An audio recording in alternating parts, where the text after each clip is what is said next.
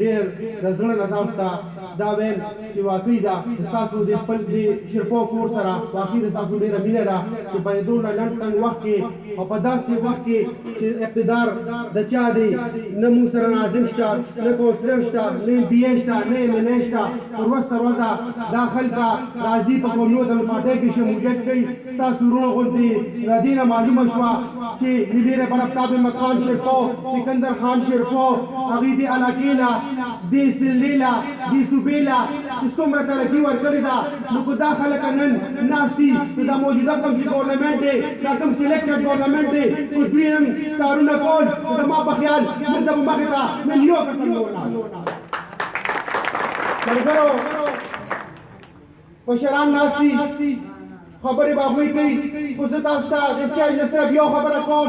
کوم ځای کې چې زموږ سکندر خان شمولیت کوي نو هلته چې زه ګورم زیاتره نوجوانان دي هغه نوجوانان کوم سره چې هغه واجب شوي وي چې تاسو له به موږ نوکرۍ درکوو تاسو له به موږ کورونه درکوو تاسو له به موږ روزګارونه درکوو خو نن هغه نوجوانان مایوسه شو او قومي وطن پارټۍ کې واپس راغلل او شمولیت یې وکړو خو انشاءالله دا شمولیت داسې نه دی چې بس دا شمولیت وشو دا کوم چې په پي ډي آی کې زموږ وروڼه دي هغوی خپل دي چې موجوده چې کوم ایم پي اے راغلی دی دا سلیکټډ ایم این اے راغلی دی زه چې کوم خلک ځان سره کړي دي دا د قومي وطن پارټۍ غلط دي تاسو به موږ به په شریکه ځو دې وروڼو له به لاس ورکوو او د پي ډي آی چې کوم ورکړ دي خو هغه نور پارټو کې دي موږ به انشاءالله قومي وطن پارټۍ ته راولو ملګرو زه یو مشر مخکې یو خبره راولم سکندر خان خو تاسو زما په ګلاباد کلي کې په تنجیب هر یو ولس کونسل کې هر کس دا خبره کوي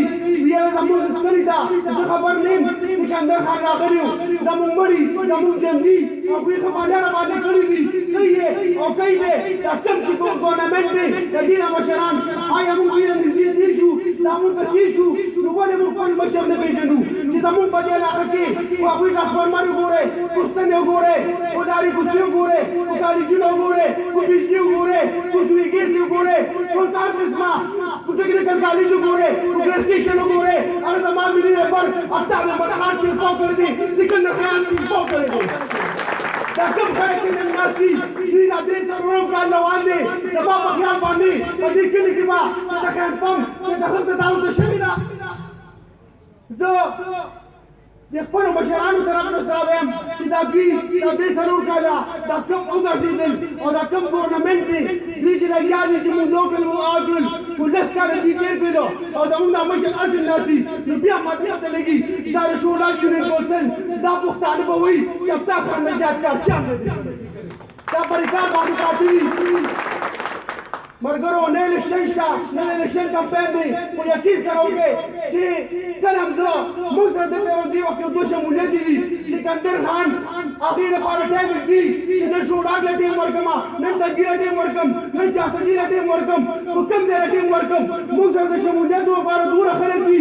دا خلک نور خفه دي دا کوم سلیکټډ ګورنمنټ دی د دې نه نور مایوسه شو د دې نه موږ ته اندازه کېږي چې را روان وخت انشاءالله د قومي وطن پارټۍ دی را روان وخت ستاسو دی را روان وخت غریب دی را روان وخت شورا یونین کونسل دی انشاءالله دا به موږ ثابتوو په را روان الیکشن نه مخکې به موږ داسې کمپین کوو چې په یو کلي کې په یو تحصیل کې په یو ځای کې خپله جنډري او صرف قومي وطن پارټۍ وي والسلام